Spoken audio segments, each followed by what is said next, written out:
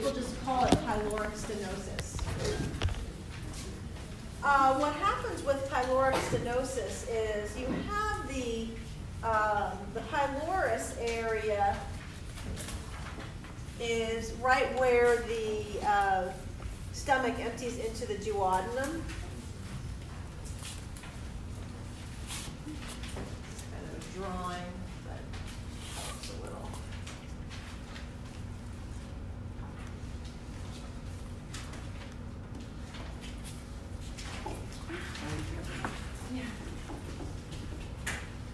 Okay, so what happens with pyloric stenosis is that you have the stomach, and then you have the duodenum is here, and this is the pyloric sphincter, and it's a circumferential muscle, and it is around that area.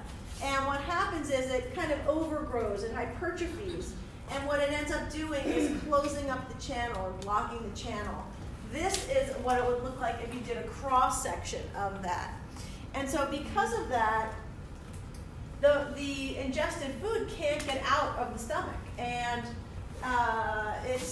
they end up having projectile vomiting, which if you've ever seen it, it actually really is a projectile, comes up and over, kind of like an arch. And of course that is something that needs to be addressed. So they get hyperperistalsis of the stomach. It tries very hard to push the ingested particles over into the duodenum, and it can't. So sometimes you actually even see a visible peristaltic motion from left to right across the abdomen. So they, as I said, they do have projectile vomiting. They also have dehydration because they lose their fluid. And they also get an acid-base disturbance, which can you imagine what it would be? An acid-base disturbance. What would it be? Alkalosis. A metabolic alkalosis. And they'll call it a hypochloremic metabolic alkalosis. So hypochloremic, what do you think that means? Right, they have low chloride. And why do they have low chloride? Because they're throwing up, and this hydrochloric acid, that's what we have in our gut to digest meat, right? And so that if you're losing hydrochloric acid, you lose your chloride as well. Of course, these kids also get failure to thrive. This is usually seen in the first few weeks of life. These kids are typically very hungry, avid nursers. What happens is they nurse, and then they vomit it up. They have their projectile vomiting, and then they're just ready to eat again because they are so hungry. They can also be seen to have like an olive-like mass just to the right of the umbilicus that you can actually kind of feel on exam. And that is, that's the actual circumferential muscle that's overgrown that you can kind of feel there. The vomiting usually occurs about 30 to 60 minutes after feeding. It can happen 2 hours after, but usually it's 30 to 60 minutes. Is this vomitus bilious or non-bilious? It's non-bilious, right? Because this stuff hasn't gotten bile in it yet, right? Okay. The diagnostic evaluation, I might do an ultrasound where they can see an elongated pyloric channel. They might be able to see it with an upper GI. As I said, the labs that you'll see will be a low chloride, and will the pH be high or low? It'll be high, that's right. Now let's just talk about the way it is repaired. It's called a pyloromyotomy. I'll leave that on there like that at first so you can see the word.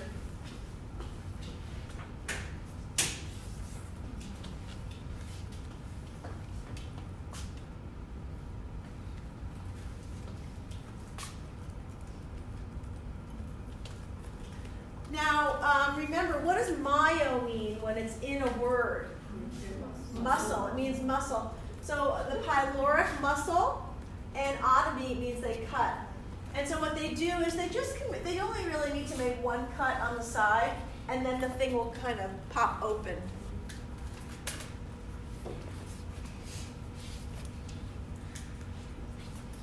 So how do we treat these kids? Well, we give them no oral feedings. This is preoperatively. No oral feedings. We give IV fluids with glucose and electrolytes. We're going to monitor I's and O's. We'll check the urine-specific gravity to see if they are dehydrated. We're going to monitor the vomiting, take vitals, daily weights.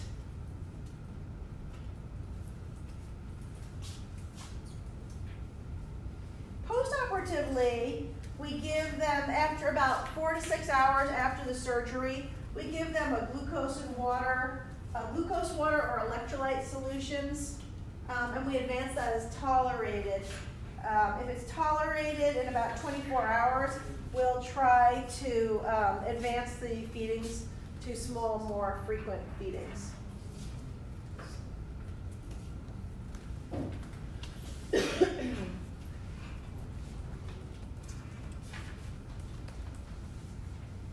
Any questions about that?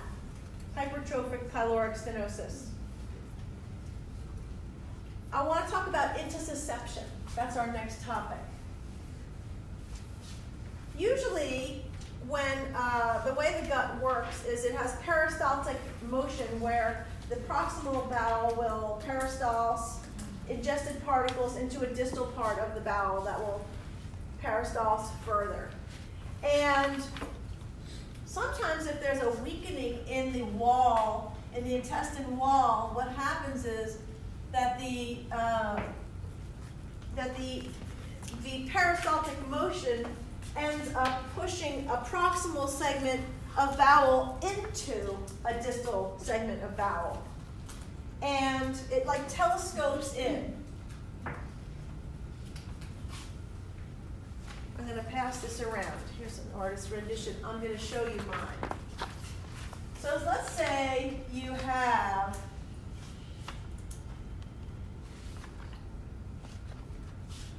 this. This is the colon, and this is the ileum.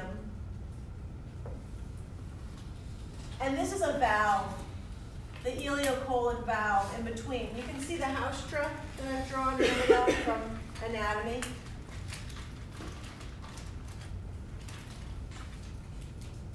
So what happens is the ileum is supposed to, through peristaltic motion, push ingested particles into the colon. But if there's a weakening in the wall, say here or here, what you can end up with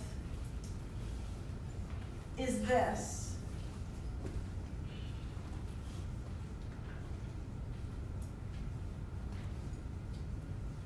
And then the valve is out here. So the ileum has actually pushed itself, telescoped itself into the colon. And that's called intussusception.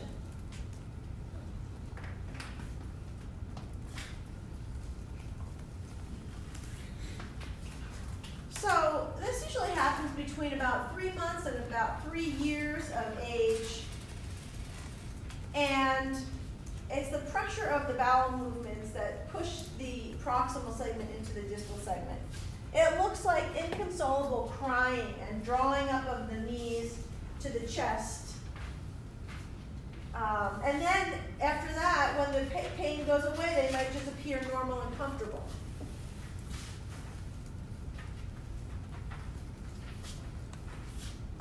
In addition, you can have bilious vomiting. Another characteristic of this is that they have a red currant jelly-like stool. Do you guys know what currants are? They're like raisins. They're small raisins. So what it is it looks kind of like a reddish jelly with like dark spots in it sometimes. Think about that homemade cranberries from Thanksgiving. I know, and you have a nice Thanksgiving. now that I've given you that image. But that's kind of what the image is, that it can be, that's characteristic about, related to intussusception. They might have a tender, distended abdomen. They may have more chronic symptoms like diarrhea, anorexia, and weight loss. And you want to be aware of this and refer it because intussusception is potentially life-threatening. So the interesting thing about it is one of the ways that they figured out they could diagnose it is to give a barium enema. And as you know, when someone gets an enema, the fluid goes backwards through the colon. And they were noticing that it could show the diagnostic image. But also, if there is a defect in the wall here where things can leak out, then the barium would go in the peritoneum, and that could be a very bad thing. So they decided to use a water-soluble contrast for it. And they actually do these enemas with this water-soluble contrast, and it can be both diagnostic and therapeutic. Sometimes the pressure coming from the opposite direction can push the bowel back to where it goes, where it should go. And so that's called a hydrostatic reduction, which is on your PowerPoint there for you.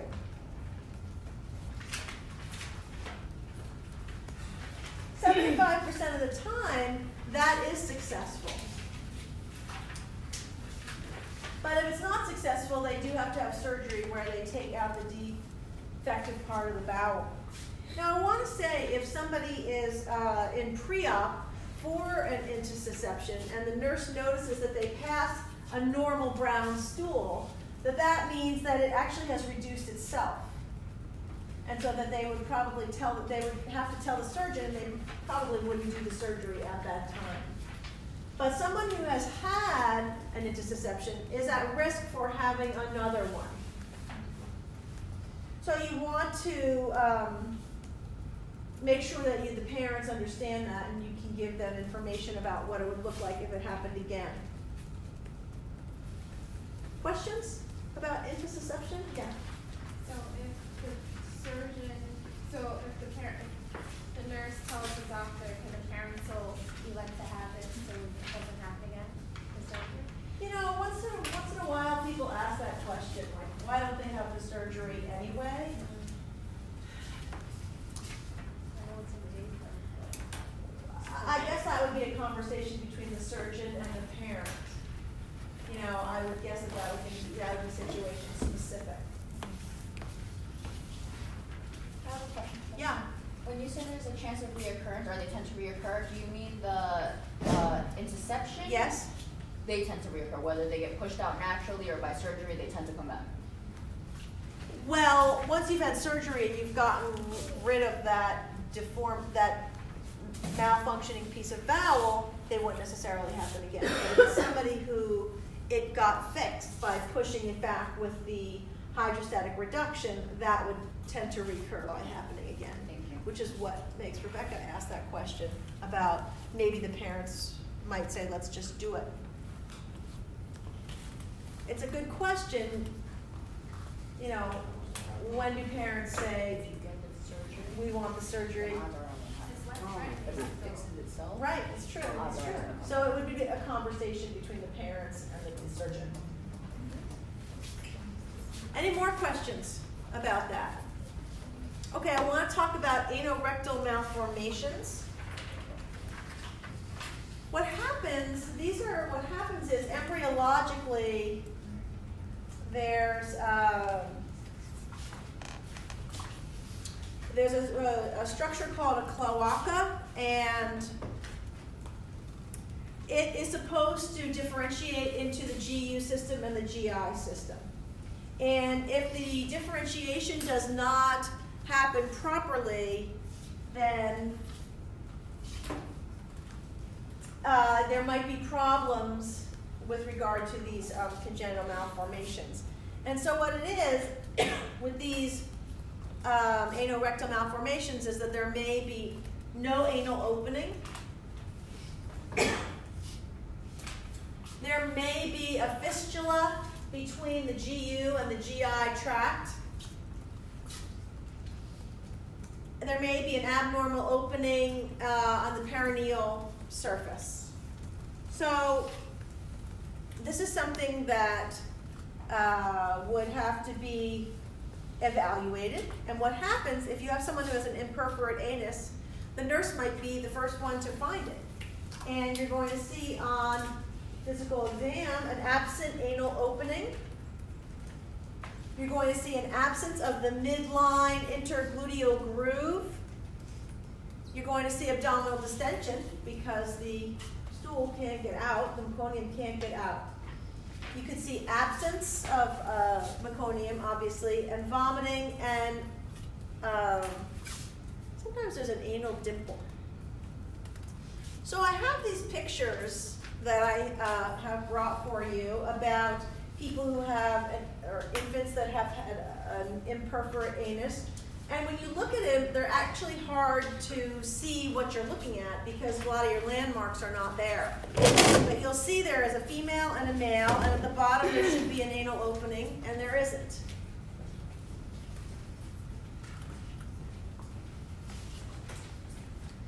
So the treatment for that is an anoplasty, where the surgeon makes an anus. And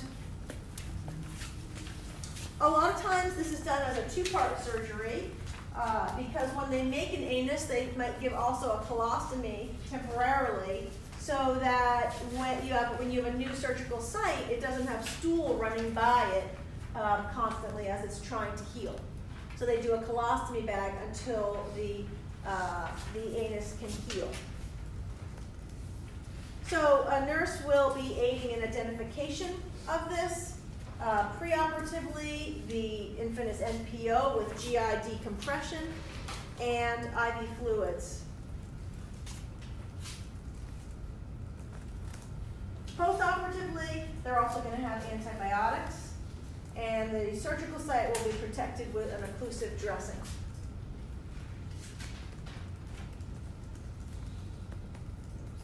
Now another anorectal malformation is anal stenosis, and in this one the anus is there, but it is very small, and so the infant can have trouble passing stool. Sometimes it isn't even discovered until later in infancy when you can finally see that the stool is coming out as like ribbons. The treatment for that is manual dilatations. And what they do is they have a tool that they open it up with, that they kind of spread it with, and then a finger. And the physician will show the nurse, and then the nurse will show the parents. And typically this can be, this whole process can be finished before that infant ever reaches an age of remembering this process. So that's a good thing, that people don't have to remember that that happened to them. Questions about anything about anorectal malformations?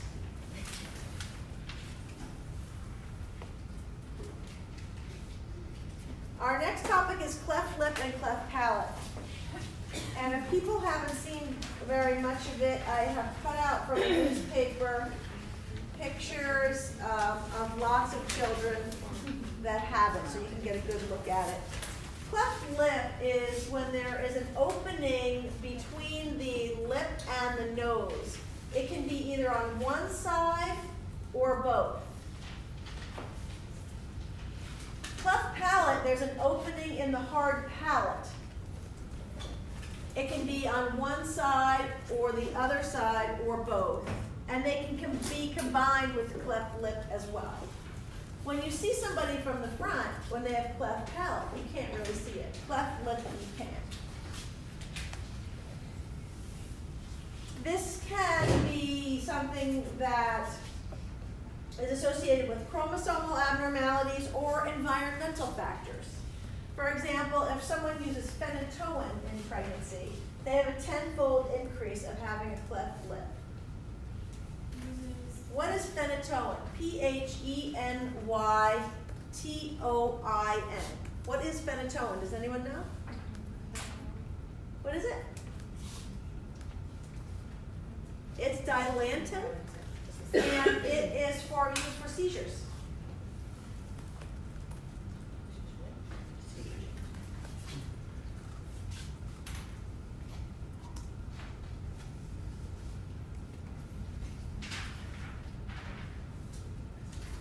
There is if someone smokes during pregnancy, there's the incidence of cleft lip doubles.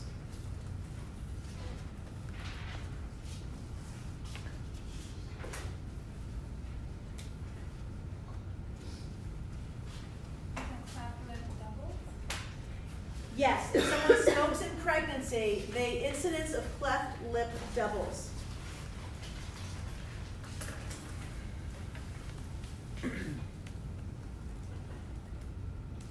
And I would say even with good anatomic closure, most of them end up with some degree of speech impairment, requiring speech therapy. So let me just go back to that first box to just speak about the surgical repairs of these. For a plastic surgery of the lip is the cheloplasty.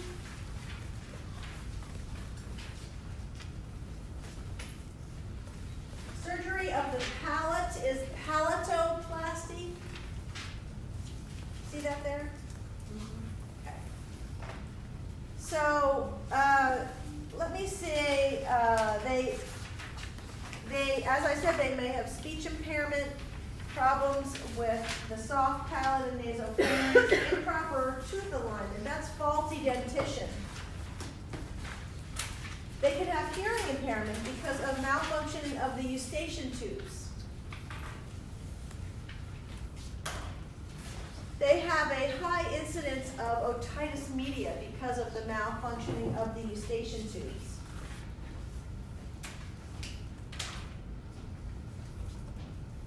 So because of that, their URIs need immediate and meticulous attention because of their high incidence of otitis media.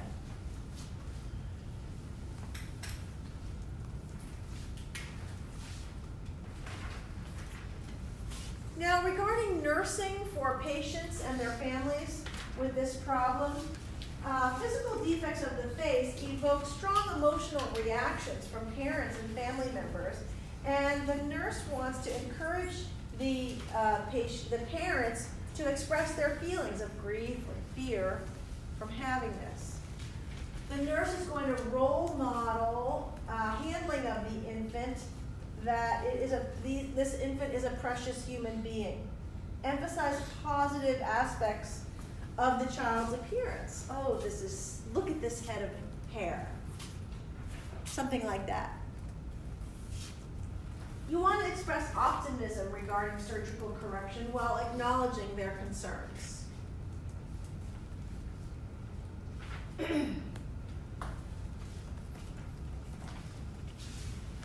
Regarding feeding, they do have difficulty feeding, so you need to frequently burp them because they can accumulate excess air in the gut from this difficulty.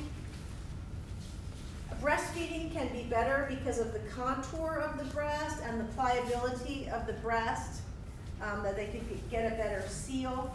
There are also special bottle nipples, which I have pictures of here, and I will pass this around.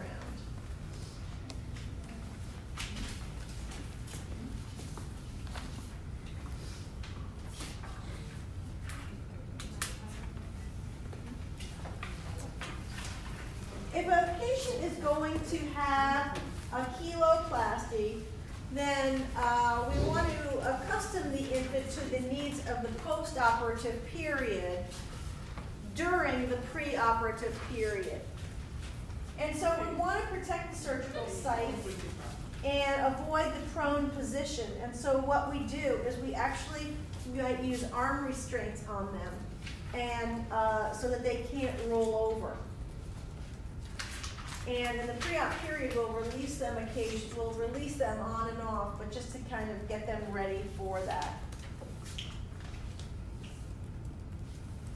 Of course, when we keep them on their back or their side, that will reduce stress or pressure on the surgical site.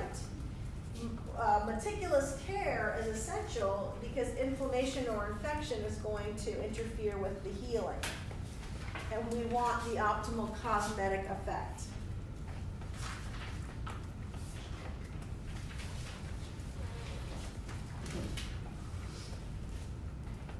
Once they're eating, the nurse may need to cleanse the suture site or put antibiotic ointment around the suture line if it's prescribed. With regard to a palatoplasty, post-operatively, we're going to avoid putting things in their mouths like tongue depressors, thermometers, spoons, straws.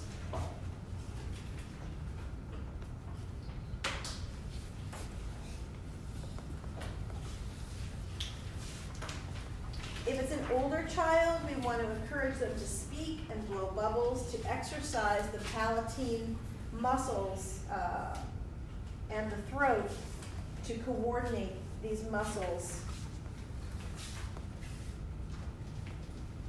And these kids can be fed about 1 day after surgery with strained baby foods. What strain do Strained baby foods, yes. Questions? Yes. Yes? Is there a reason why left palate should be repaired later than cleft lip? Why are you thinking it should be repaired No, later? I'm asking because when I was reading it, I was questioning myself, but I'm wondering, I don't know how to answer it, so. The timing is going to vary on the surgeries. The kiloplasty they'll do between 4 and 6 months of age, Right. and the palatoplasty, I have two sources. One says 9 to 15 months. One says 6 to 12 months. Yeah, I was wondering if it's like developmental, I don't know. Babies heal faster because their tissues are still developing. And so 6 weeks to 6 months is optimal. When you see these kids, especially like the kids in that newspaper article, I'm sure that's from Doctors Without Borders. You know, some of these kids are much older, and these kids are, they can, you know, they get it when they can. Right? I think that's a story with these families. Honestly, kids heal really well in general, even after that. Kids, because their tissues are growing and developing. More questions? Let me see where I was. Oh, I'm on long-term care. We want to make sure that they report respiratory infections and check their ears because they're so prone to otitis media. We want to, throughout the child's development, the goal is a healthy personality and self-esteem.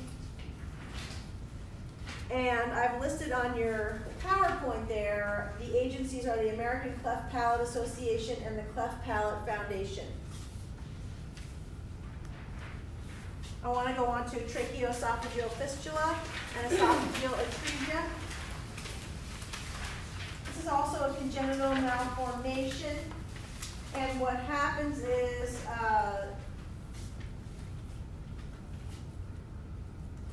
the esophagus and the trachea, if you think about it, are right next to each other. And embryologically, they come from the same structure that is supposed to differentiate into the esophagus next to the trachea with no opening in between, both going through all the way. And what happens sometimes is that congenitally they don't develop properly.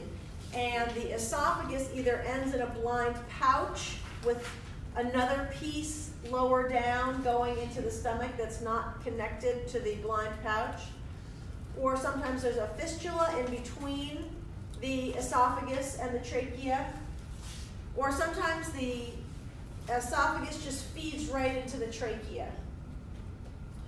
Of course, this is incompatible with life, and it does need surgical correction. But first, it has to be determined that it's the case. So you have the 3 C's, which are coughing, choking, and cyanosis.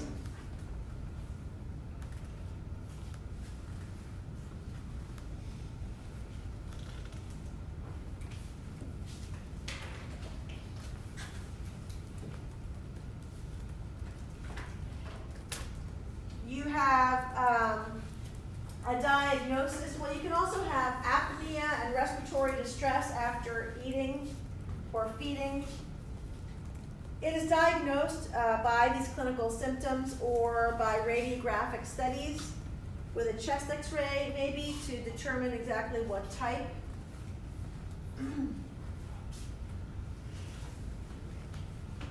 And it is a surgical emergency, and I want to say what they do is ligate the fistula. Have you ever heard of that phrase, ligate the fistula? What they do is, if there's, say, 2 tubes next to each other that have a fistula, they'll take a suture and they'll put it around the fistula, and then they'll tie it, and that's ligating it.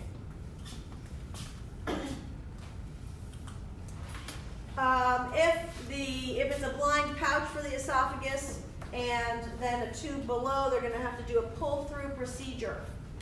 Whenever you have a surgery that involves pulling pieces through to connect them to anastomose them, they call it a pull-through procedure, and you will hear that phrasing now and again for various things. A lot of times when they make this, they stage the repair and they put a gastrostomy for feeding in order to allow that repairing tissue to heal without all that food going by it constantly.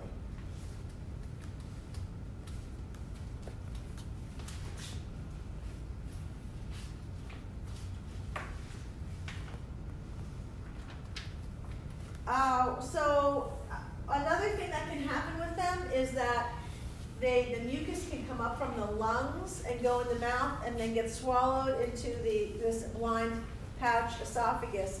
And then that kind of comes out and it looks like they're vomiting frothy mucus. They also have unexplained episodes of cyanosis.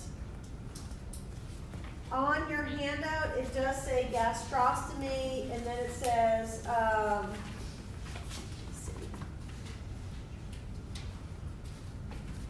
let's see. It says drainage. Cross out the word drainage. It's really feedings.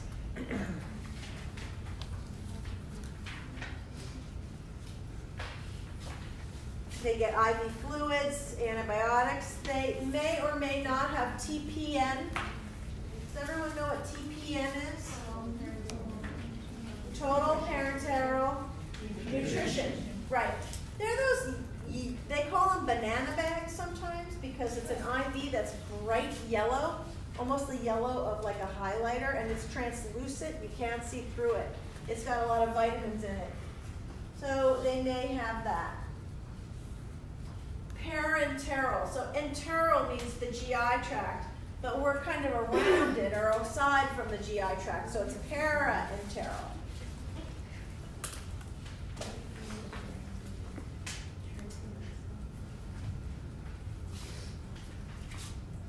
They would probably be on continuous low or intermittent suction with a double lumen in the pouch before surgery. After surgery, is your hand up? Uh-huh. The excessive frothy saliva, would that be for both of them? A symptom for both of them, or just the esophageal administration? You can see it with either. If you could see it with either. After repair, they actually have a tendency toward constriction of the esophagus. So the parents have to be educated about signs of that, which would be poor feeding or dysphagia or drooling. The parents also need to be taught how to do suctioning and tube feedings and skin care.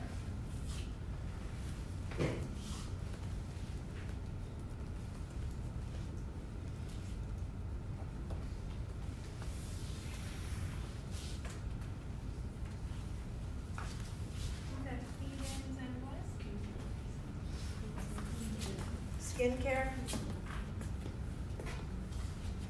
Any questions about that?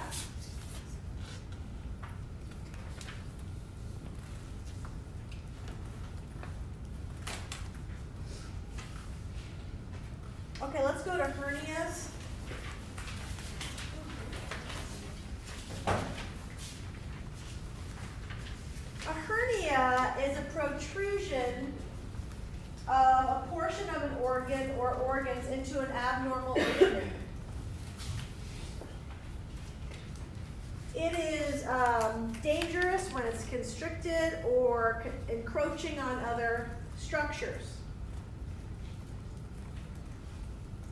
When someone has a hernia, let's say they have an inguinal hernia or an abdominal hernia, and there's a protrusion of the intestines are kind of sticking out with skin over. And sometimes you can push it back in. And if you push it back in, that's called reducing it. And if a hernia, and sometimes people wear a truss, which is a pad on a belt that presses it in, which doesn't heal it at all, it just kind of holds it in. But if the hernia cannot be reduced easily, it is incarcerated.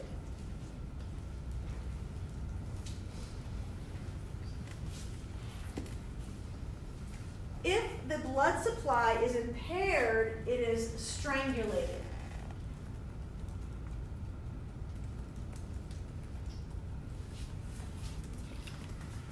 There are 3 abdominal hernias that we talk about that have tissues, organs coming through the umbilical opening.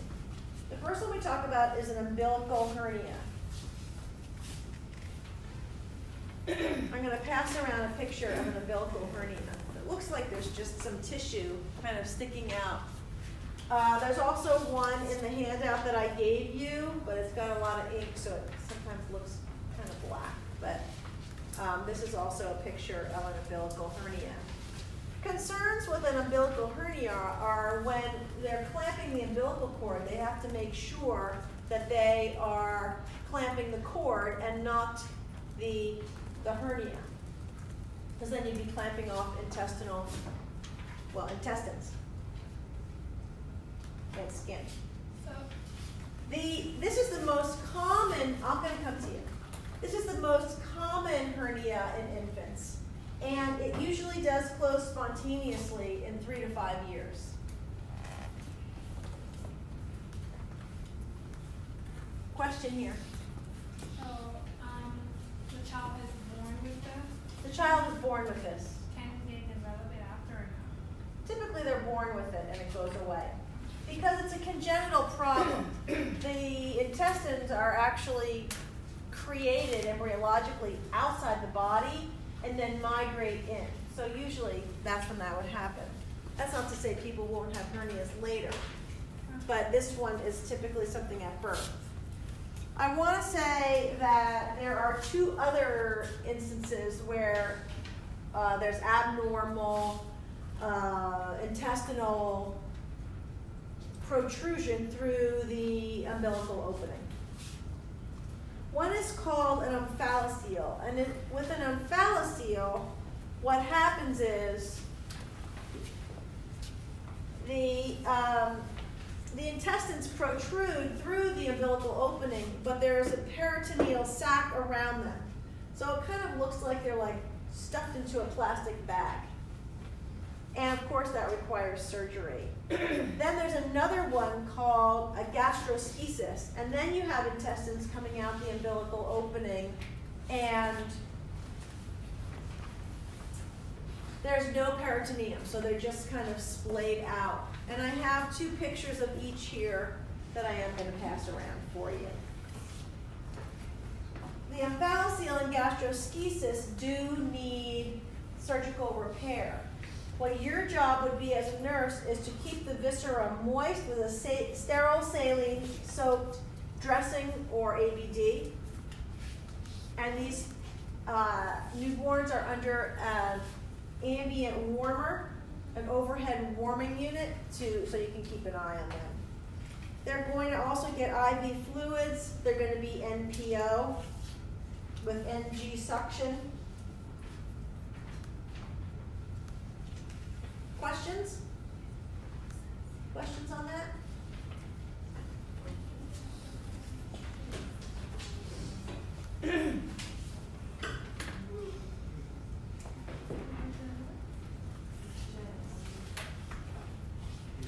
Professor, Yes. on your contract, you Yes. said you gave us sir, because I put that in my head already. Say again? Sir for earnings, sir, where you said strangulated, incarcerated, and the one is retractable. So what you said push in earnings, is that the one?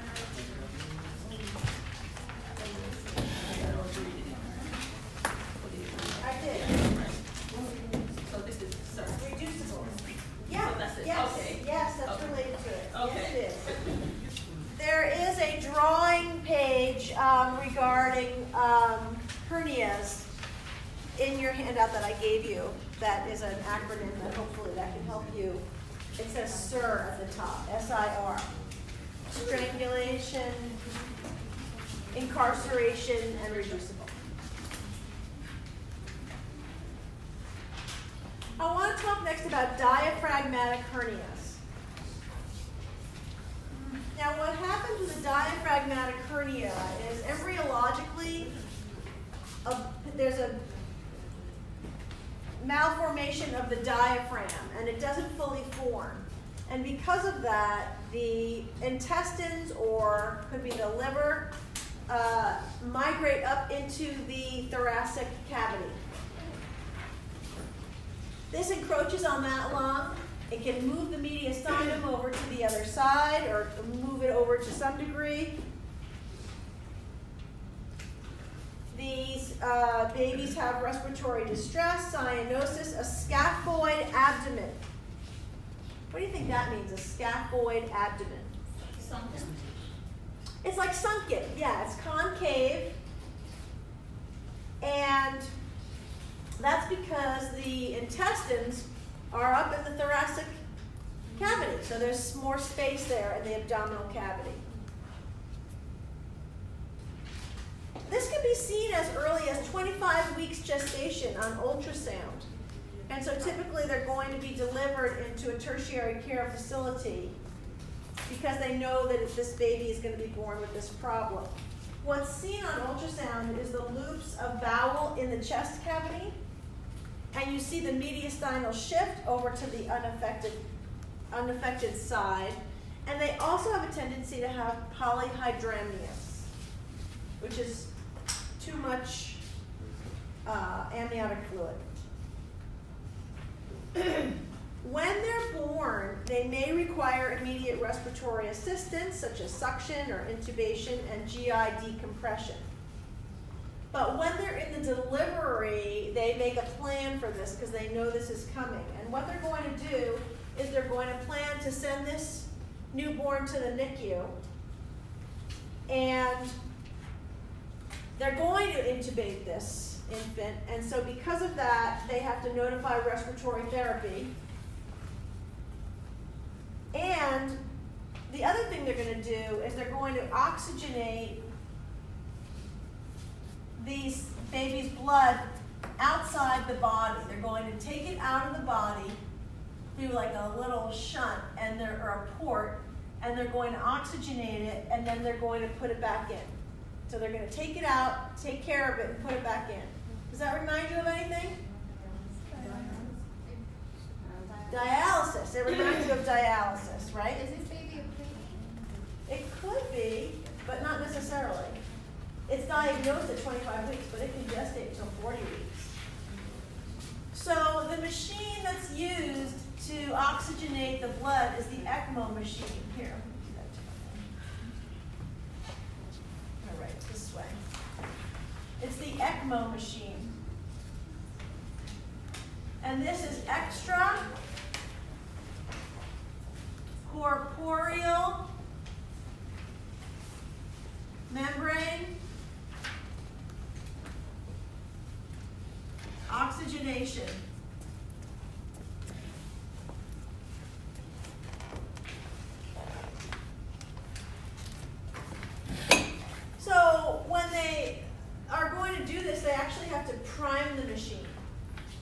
and they prime it with blood. They have to fill it with blood. And so they have to type and cross the baby's blood as soon as it's born. They have to put on the cord blood. So that's the other thing that they have to do.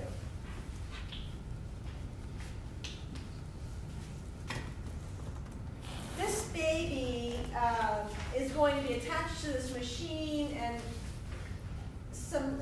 there's some suffering involved, and the parents really need to be encouraged to visit the baby and try and bond with the baby. Now, when they are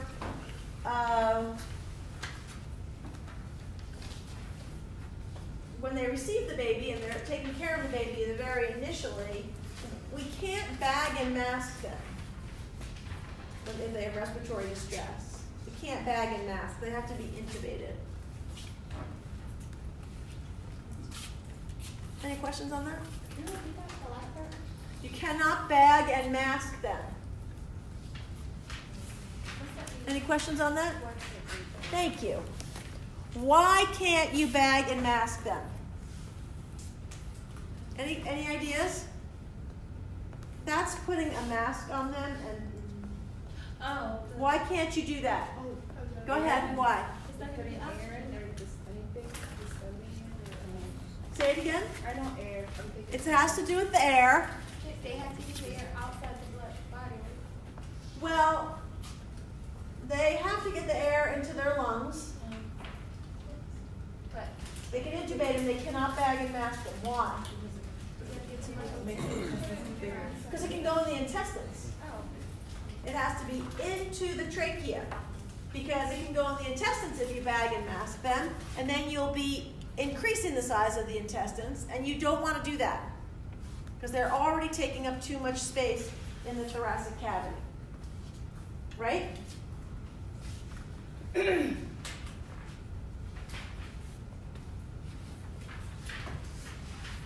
Other questions about the diaphragmatic hernia?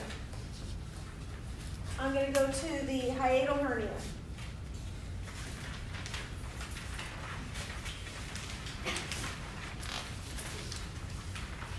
The hiatal hernia is the protrusion of the stomach through the hiatus in the diaphragm. There's a hole in the diaphragm that is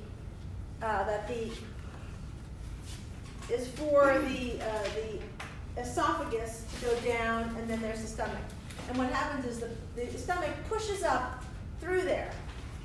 And what happens is you either have the top of the stomach pushing up, which is called a sliding hiatal hernia, or you have kind of the side of it right there kind of pinching up and coming up next to the esophagus, which is a paraesophageal hiatal hernia. So you either have the sliding one or the paraesophageal, where a piece of it kind of gets stuck up there.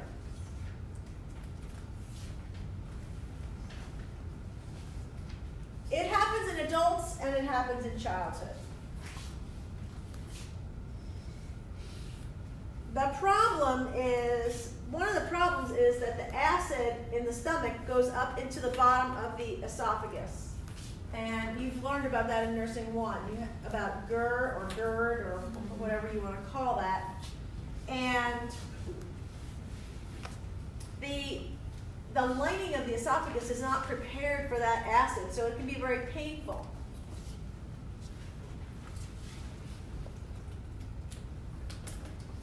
So the initial management of it, the first treatment that you do is actually non-pharmacologic. The first treatment is positioning, such as not reclining for an hour after a meal, or elevating the head of the bed 4 to 8 inches on blocks.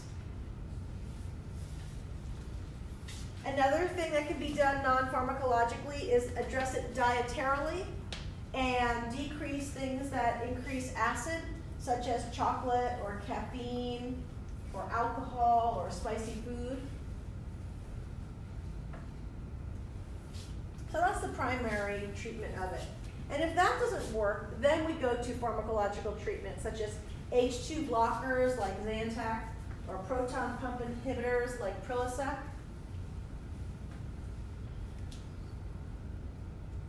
And if those don't work, we do surgery.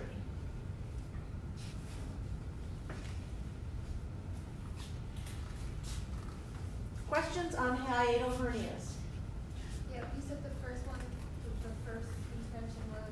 Non-pharmacologic, we do positioning such as not reclining for the first hour after meals, or elevating the head of the bed 4 to 8 inches on blocks, or a dietary change, taking out things that increase acid.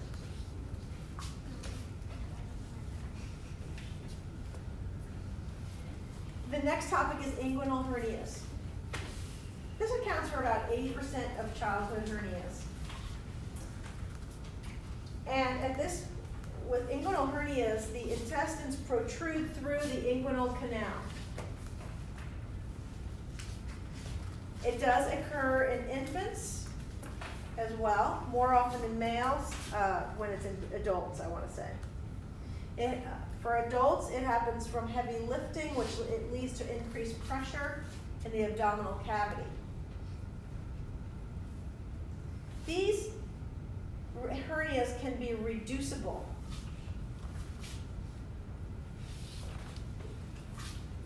And a truss is palliative. So it's this pad on a belt, and that's palliative. Thick pad. Now I want to show you, I like this drawing here. So if you look at this page in this handout that I gave you with all the pages. Oh, it's in your book too. That's good. So what that picture is on the bottom of this page is, you can see in drawing A, it says there's the peritoneum, and it's kind of evaginating out. This is an embryological development. And it evaginates out, and then if you look at B, it comes all the way down and goes around the testicle. And if you look at C, you can see that it makes the tunica vaginalis, and then the other part of the peritoneum there kind of dissolves away. In drawing D, you can see what can happen by mistake is that the peritoneum evaginates down, then pieces of it are dissipate away, but a piece of that peritoneum is still evaginating there. Do you see it there? In D, you see a U? It's right here. See it down, there's still a U there. It's supposed to look like C, but it looks like D. See that?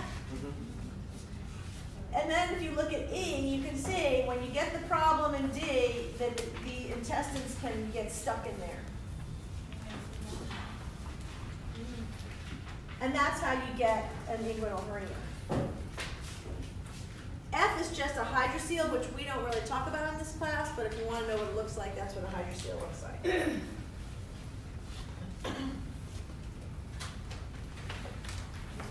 So what happens when someone has this is they do have surgery, and it's called a herniorrhaphy. And it replaces the abdominal contents and corrects the defect. And then it's reinforced with a mesh or a fascia.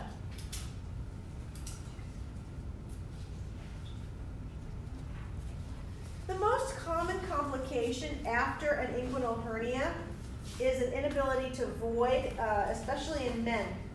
So you want to make sure that you evaluate for urinary retention, make sure they can void before they are discharged. You may need a nasoenteric tube to decompress. If there's gas accumulating in the bowel, that would be a very long nasoenteric tube, but they exist. It can be helpful to put ice on the scrotum to decrease edema and pain. And you want to make sure that that feeds are restarted prior to discharge.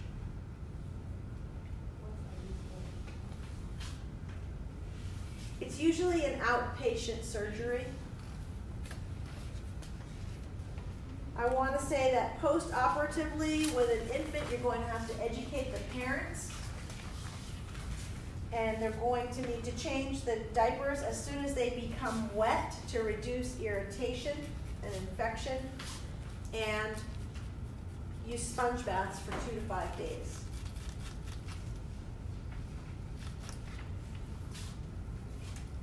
You change up as soon as they get wet To reduce irritation. to infection. Yes. 3 to 5 days. 2 to 5 days.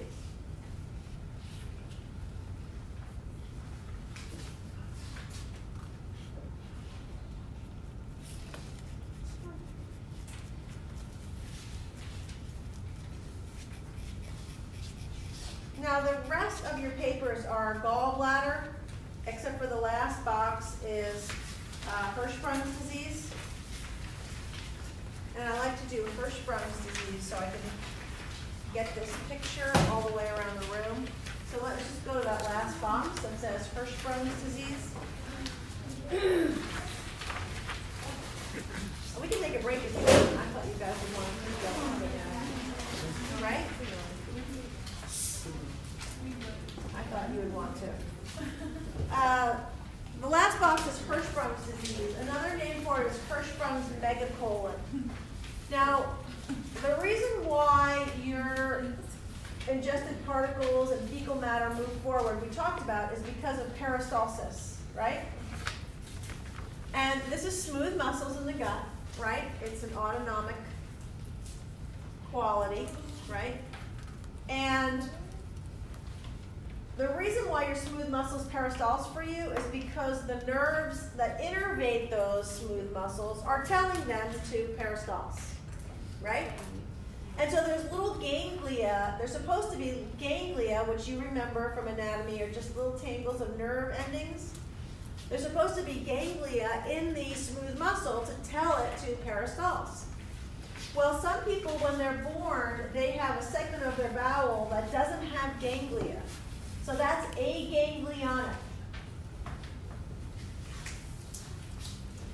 And what happens if you have a portion of the colon or the bowel that is not innervated is that when the ingested particles get to that portion of the bowel, it just fills.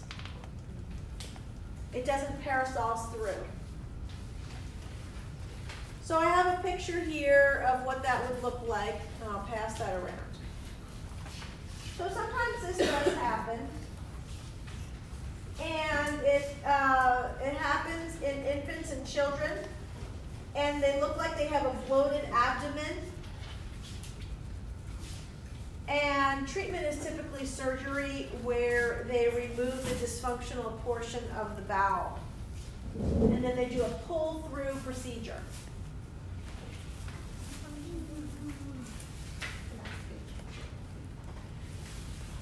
The way it's diagnosed, it might be delayed meconium, or constipation, or abdominal distension, and that's what kind of tips people off to it.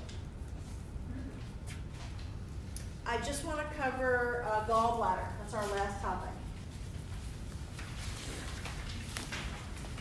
Let's do a review of gallbladder anatomy.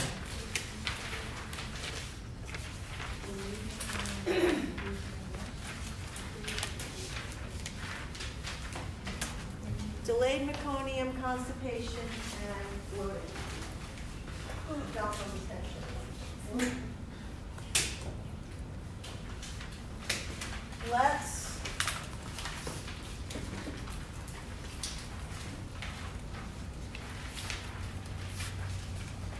Let's just have a little review of anatomy. You have your stomach, which I think you can all probably note in that drawing. The duodenum comes out of there. Then you have that long thing going across is the pancreas. You have the biliary tree is all those pink ducts. You have the pancreatic duct, you have the one going straight up. And that little pink pouch on the left there, that is the gallbladder.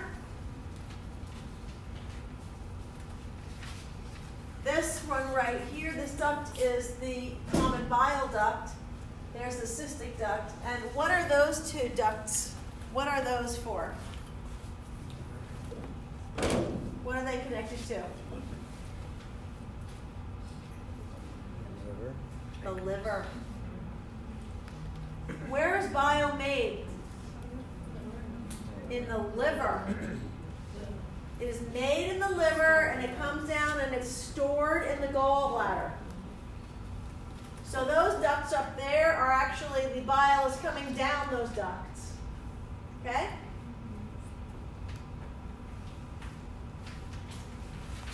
Okay. Now we've had a little gallbladder review.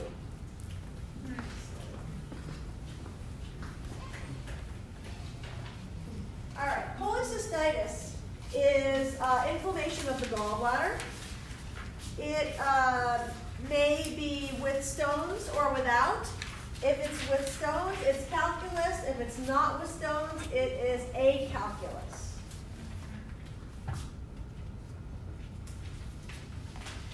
Symptoms are pain and tenderness, rigidity of the upper right abdomen. The pain can radiate to the mid-sternal area or the right shoulder. They might have a vague upper right quadrant pain after several hours after eating rich or fatty foods.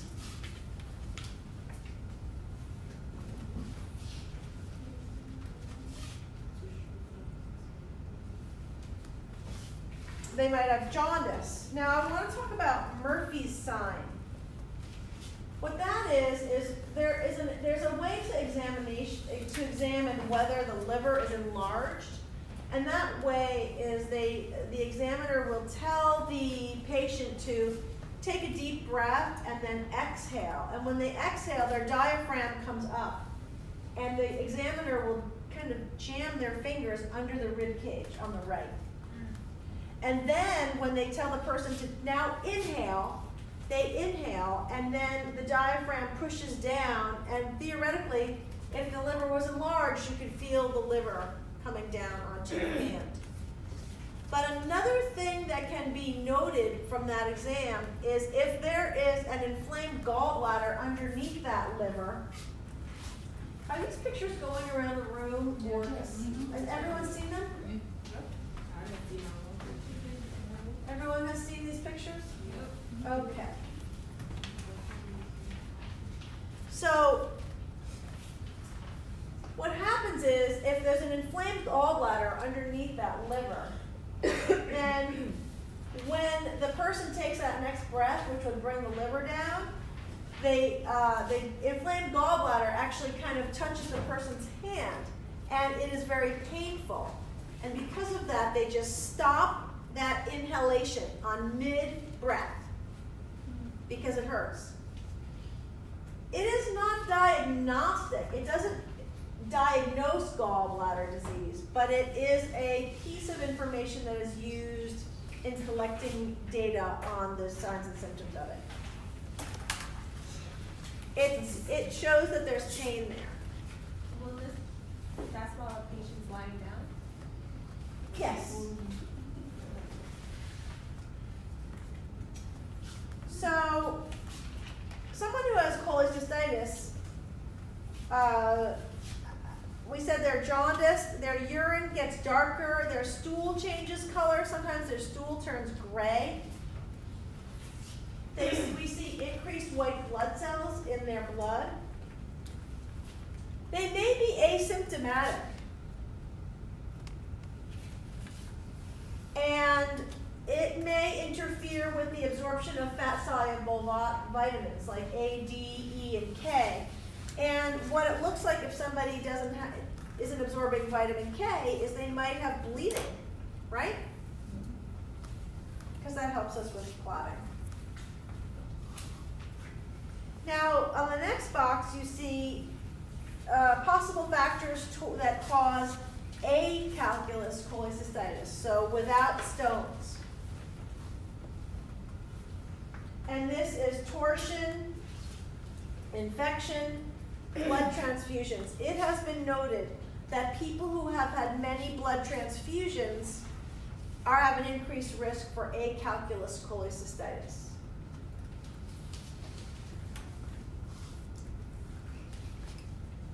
Additionally, people who have had major surgery or trauma have an increased risk for acalculous cholecystitis.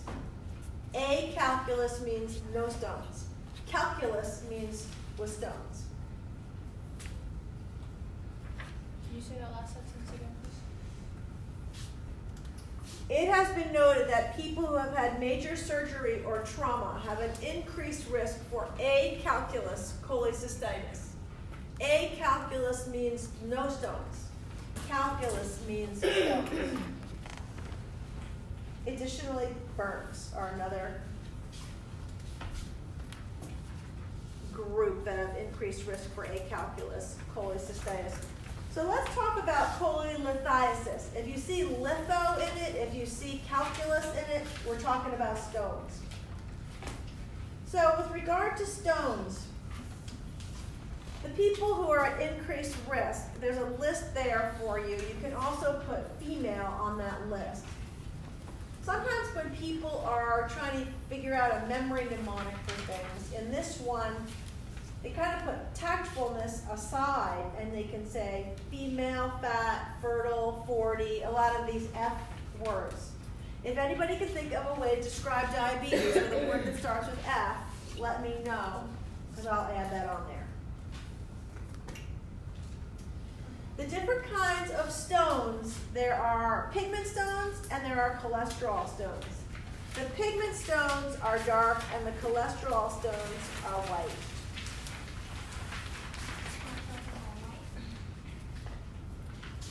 The stones vary in shape and size and composition. If people have excess bilirubin, then they have pigment stones. People who might have excess bilirubin are people that have cirrhosis or hemolysis.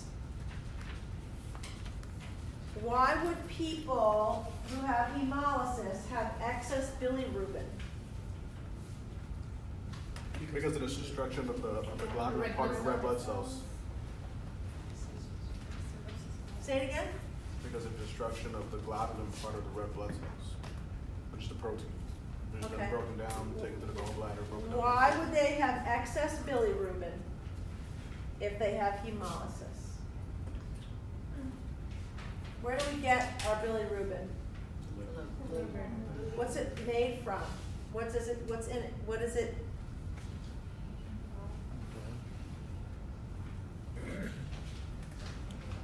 It's a breakdown product from our red blood cells, right? So if we're breaking down a lot of red blood cells, we're gonna have a lot of bilirubin, right? That's what Rigo said. I thought he said something about the globulin. Yeah, because the globulin part of the red blood cells are protein. Okay, well, I was looking for that bilirubin is the end product of hemolysis. I think that to me, that makes sense to describe why hemolysis would give us more bilirubin. Also, there's cholesterol stones, and that is for people who have a decreased bilirubin. They're at increased risk for cholesterol stones because they cannot properly metabolize cholesterol. If they have decreased bilirubin, they have an increased risk for cholesterol stones because they can't metabolize cholesterol properly. Stones are diagnosed by ultrasound because you can see them on ultrasound.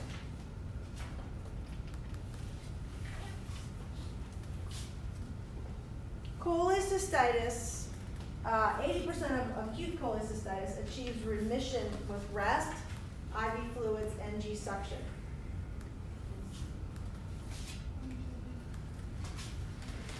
We recommend that after painful episodes that people have a low-fat diet. A low-fat diet like skim milk with powdered protein supplements in it. Then we would add as tolerated cooked fruits, rice, lean meats. We want to avoid fatty foods, teach them to avoid fatty foods like cream or fried foods or cheese. And remind them that fatty foods will bring on episodes.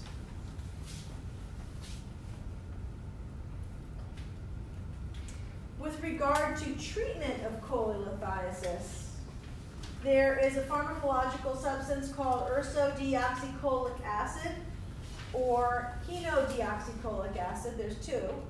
And they can dissolve cholesterol stones, and they are taken orally as tablets or capsules for 6 to 12 months.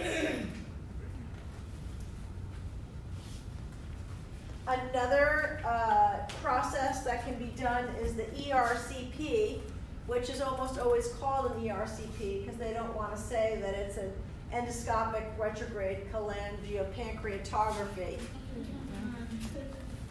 This picture is actually a picture of that. Endoscopy, because you have an endoscope going down. What happens is that black line is actually an endoscope. What happens is when it gets here, it turns back up and goes this way. That's why it's called retrograde, endoscopic retrograde. And it goes into wherever the stone is, and then they infuse a solvent in there, and it dissolves the stones.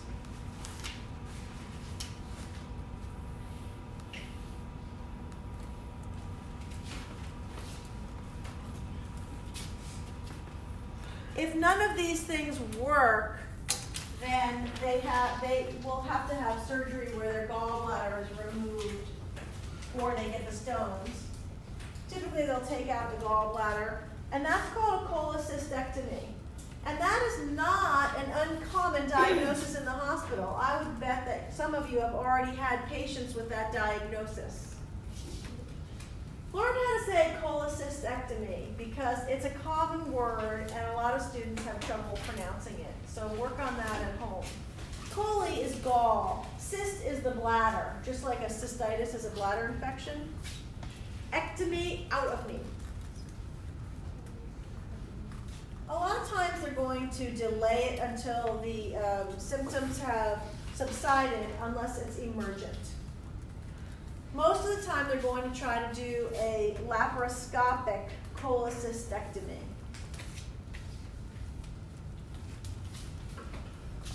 So what they're going to do is they're going to make 4 small openings for instruments and a light and an insufflator.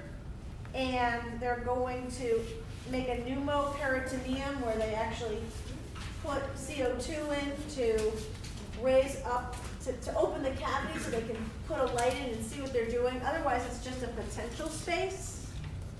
Do you know what I mean? And why they need to insufflate to do a surgery? Do you guys understand why they need to?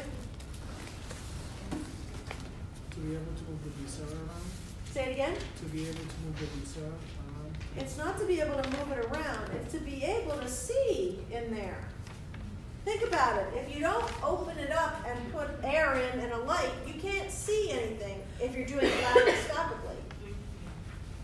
It's just a potential space in the dark. In order to do that laparoscopic surgery, they have to open it up, make a space, and be able to see with light. So that's why. The advantage of a laparoscopic surgery is the shorter hospital stay, there's less pain, there's no paralytic ileus.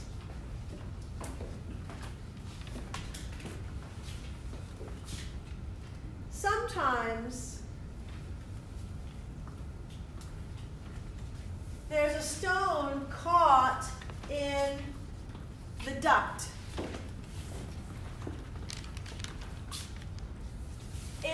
In the common bile duct. And they have to cut into the duct to get the stone. Where's my gallstones? Oh, here they are. So when they have to cut into the duct to get the stone out, that procedure is called a choledocholithotomy.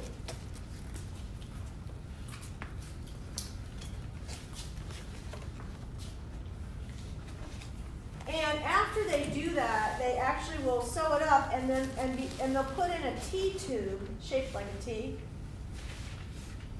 to assure drainage and keep the duct patent.